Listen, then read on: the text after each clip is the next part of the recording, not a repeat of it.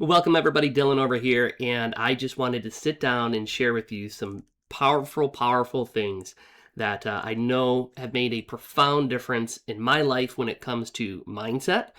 And I'm going to share with you how they kind of applied to my life and then how you might be able to apply them to your life as well.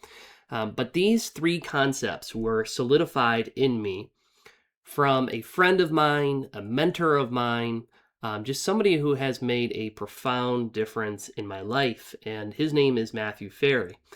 And I first met Matthew when I was a real estate agent, and I was involved in the Mike Ferry sales system, and Matthew was teaching, and he was one of the greatest salespeople that I had ever met in my life. I was really inspired by him. I had went through his NLP courses, and then he also transformed, and so did I, and I continued to maintain my friendship with him and relationship with him over the years. And he teaches what he calls the Rapid Enlightenment Process. And he does a lot of things. He's got a lot of great content, a lot of great resources. But I wanted to shoot this video, number one, giving credit to him for these three things that he impressed upon me and in my mind. And number two, because it's going to help so many of you within this group. And really, I think they're quite frankly some of the most powerful tools that you can use to begin to transform this mind. And what we're really dealing with is the subconscious mind. We're dealing with the, thoughts and patterns. They always say your outer world is a reflection of your inner world and your innermost thoughts. And so whatever you're repeating to yourself time and time again, over and over and over, and a lot of it's no fault to us, right? A lot of us, it is our upbringing. A lot of it is the environment that we grew up in or we're in right now. A lot of it's our culture. A lot of it's our country. I mean, a lot of things play a role in that. And so it's not our fault. But remember, in this work, we're moving from unconscious creation to conscious creation. We're becoming aware of these habits, these thoughts, these opinions that are holding us back. And it's the old saying that in order to become somebody new, you have to die to your old self. And you can't solve yesterday's thinking. Or wait, what is that quote? You can't solve the problem with the same thinking that created it. Something along those lines, right? And so a lot of the work that Matthew does is getting those thoughts to transform, right? And he's got a great book that I had read now, gosh, it's probably been some years, but it was called Quiet Mind and Epic Life. And the three things that I'm going to be teaching or talking about, not even teaching, just talking about that Matthew kind of solidified in my subconscious mind were treat life as an experiment. And I'll give you some examples in that. And then the power of recontextualization, and then the worst case scenario. And I had first applied these teachings. I've been through two major breakdowns in my life. The first one seemed like a major breakdown at the time. The second one absolutely dwarfed, just not even an atom compared to the first one. And during my first breakdown, I really used Matthew's teaching on the worst case scenario. And I was going through a divorce. I was sitting on a couch, binge watching, I don't even know what show now. I think it was Tudors or something like that. It was a medieval type of show. And I was just depressed as all could be. The thoughts going through my mind, you're going to lose everything. You're going to be on the streets. And Matthew had taught me during that first breakdown the power of the worst case scenario. And so taking all of that fear, all of those thoughts, and boiling it down to the very, very, very bottom level. What would happen if you lost everything? And then going through and releasing your attachment, saying thank you to those things that you might perceive in your mind that you're going to lose, and thanking them for being in your life, and thanking them for serving you, and releasing them. And through that practice, I just felt an immense amount of calm and peace by not fearing the worst case scenario, but by staring it directly in the eyes, by facing it, by confronting it. And then the fear goes away. And then you develop a plan and you say, okay, if this worst case scenario happens, I'm still going to be alive. I'm still going to have my health. And I remember at that time, one of the things that helped me was a quote that I had heard as well that said, they can take everything from you, but what they can't take is this, right? And so you often see times people in business that lose everything, but then they get it right back. And why is that?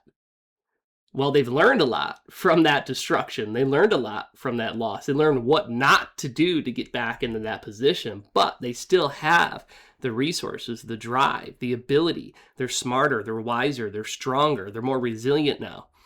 And so you can bounce back very, very quickly. And so utilizing the worst case scenario technique can make a profound difference. If you're ever faced with some sort of major breakdown, whether it be divorce or failed business, or a new direction in life, or even a health or sickness issue. So that's tool number 1. And then tool number 2 and 3 are also equally as powerful and can be used in every day in every context. And that's the power of recontextualization. And that's the power of treating life as an experiment. And I would say every day, all day, I use the power of recontextualization. When I went through my second major breakdown, the one that just absolutely dwarfed the first one, there was a lot going on in my life in terms of my relationships, my marriage, my health was being affected by it all. I had lost my business of 17 years. I had over $100 million in debts and obligations. And it all came crashing down. And I remember, even though at that stage in my life I was still very aware, but just immense fear, immense uncertainty. And as Matthew teaches, he teaches the drunk monkey in your mind, that chatter. Well, my monkey was not drunk, okay? My monkey was like, on some sort of drugs. Beyond alcohol. The monkey in my mind was just, it wouldn't stop. It wouldn't stop. Every single thing, every single word, every single email, every single event, you name it, was just worst case scenario. And with Matthew's work, he helps you understand that these are survival mechanisms. But through the power of recontextualization, I was able to take that mind chatter. And it starts with awareness. It starts with first being aware. There it is. As Matthew might say, there's the drunk monkey. It starts with first being aware of it. Because if we're not aware of it, we can't begin to change it, right? And then it's replacing that chatter. It's being aware of that negative, and we can't help ourselves. A lot of us are there because of our upbringing, our culture, our surroundings. These are things that were imprinted upon us, these reactions, an inability to control our emotions. These things weren't taught to us in life. A lot of us don't begin to change these things until we reach some sort of major breakdown. And that's the beauty of it, right? Because like Matthew always says, with breakdown comes breakthrough. You can't have creation without destruction. They go hand in hand. That's everything in nature. You can't have life without death. And so on. And so I began to take very slowly. Now it took a lot of time. But I began to capture those thoughts. There's that thought. There's that negative thought. And turn it into something that was life-giving, life-supporting. So, I work with a lot of people, and they'll often say to me, I'm not lucky, or bad things always happen to me. In reality is what you believe it to be. And so if you believe that you're not lucky, you're not going to be lucky. If you believe the market sucks, the market's going to suck, and so on and so on. But through the power of recontextualization, you can say to yourself, that was the old me. The new me no longer believes that. The new me believes I am lucky. The new me believes that there's opportunities in all markets. The new me believes that money seems to just flow to me effortlessly. And so it's capturing those old beliefs and it's capturing those old thoughts and it's recontextualizing them.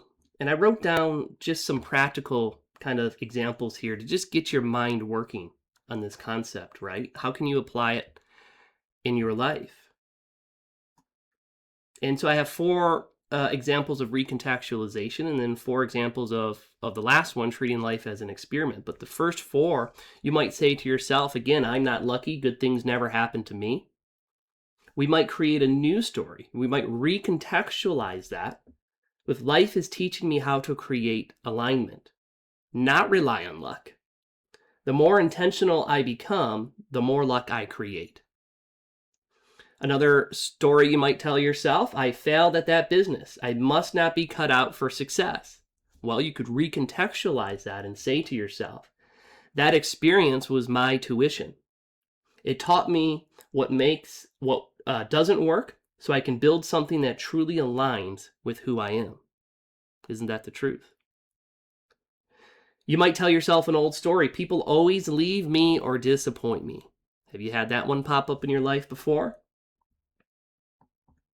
You might recontextualize that story and say to yourself, life keeps showing me where I need to build stronger boundaries and deeper self-worth so I can attract relationships that reflect that.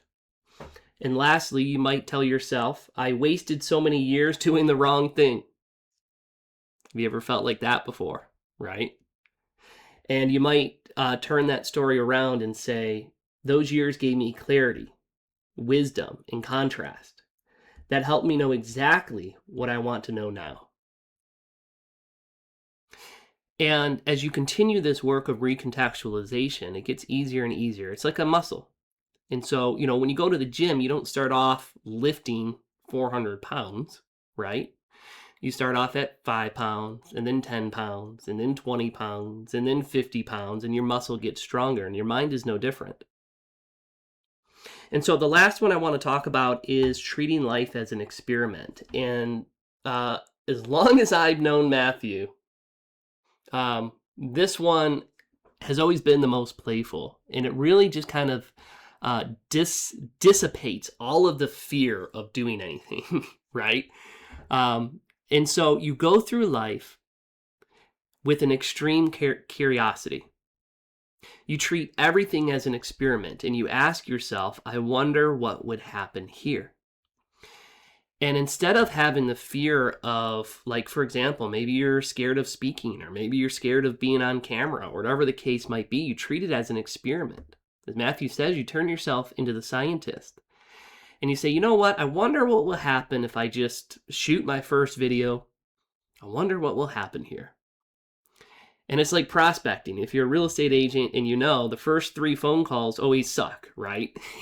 And so for me, I would always plan back in those days just to get the gibbers, whatever you might call it, out of the way. And I would just say, hey, the first 3 phone calls, I'm going to completely bomb and screw them up, and that's okay. But you treat life and you treat things as an experiment, and you go through with just curiosity. Wayne Dyer used to say, have a mind that is attached to nothing, but open to everything. And when you move through life, it's like a tree. A tree doesn't break in the wind because it's flexible and it bends and it's open. If you fell into a river tomorrow and you were trying to paddle up that river, you would be exhausted and you might drown. But if you fell into that river and you're relaxed, you'd probably be taken to the shore or safety. I remember I had, in high school years, I had a motorcycle accident. And I was going 60 miles an hour, and I locked up my brakes and flipped over the bars. And I came out of it, for the most part, relatively unscathed. And the reason is because at that time I knew I was big into martial arts, and I knew that you just relax the body, and that was instinctive to me. And so I relaxed into it, and I came out of it for the most part relatively unscathed because I was relaxed. Had I tensed up, probably would have had a lot more things wrong. And life is a lot like that. And so when you treat life as an experiment, and you treat life as playful, and you treat everything as an experiment, that fear dissipates. I wonder what would happen here. Like for me, when I was a real estate agent, the kind of number one thing you did is work on the weekends, and you were available 24/7. Well, I didn't want to work that way. I designed my life where I wanted to work 5 days a week, and I wanted to be done at 4 o'clock. And so I would do my prospecting in the morning, and I said to myself, let me treat this as an experiment. I wonder what will happen here. I wonder what would happen if I said, no, I'm not going to work any weekends. Some of you panic, right? Some of you panic and say, I can never do that. How could I do that? I wonder what would happen if I never worked the weekends. I wonder what would happen if I just took listings instead of dragging buyers all around. I wonder what would happen if I ended my day at 4. And sure enough, I went from selling 4 homes a year to 70 homes a year. Because now I went into it as an experiment. And instead of getting fixated on and never even starting, I said, I wonder what will happen here.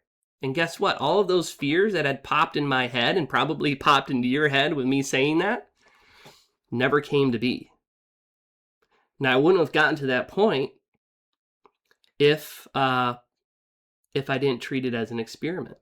Because here's the thing with the experiment is it doesn't prove what's right or wrong. It's just data, right? And it takes that fear away. It allows you to proceed in a fearless manner. Because if the experiment doesn't work, you just craft another experiment, right? You just say, okay, that experiment didn't work. Let me try another experiment. And that's how you go through life. And I wrote down 4 examples of where you could treat life as an experiment. In work, in creativity, you might say, I wonder what would happen if I focused on one thing I truly enjoyed for 30 minutes a day. Instead of forcing myself to do everything perfectly, I wonder what would happen here. In relationships, I wonder what would happen if I spoke honestly instead of people pleasing, even just for one day. I wonder what would happen here if I just spoke honestly to this person or that person or my spouse or my coworker or my broker, if you're a real estate agent, whatever it might be. I wonder what would happen here. Ooh, that was great. Ooh, that wasn't great. Doesn't matter. Just treat it as an experiment. Money and opportunity. I wonder what would happen if I stopped labeling my anxiety as bad and just got curious about what is it trying to teach me. Mindset and emotion. I wonder what would happen here if I stopped labeling. I think I just said that one to you guys. Yes, that was it. Sorry, my brain is dead at this time of the day. I wonder what would happen here if I stopped labeling my anxiety as good or bad and just got curious about what it would teach me. So you guys get the point.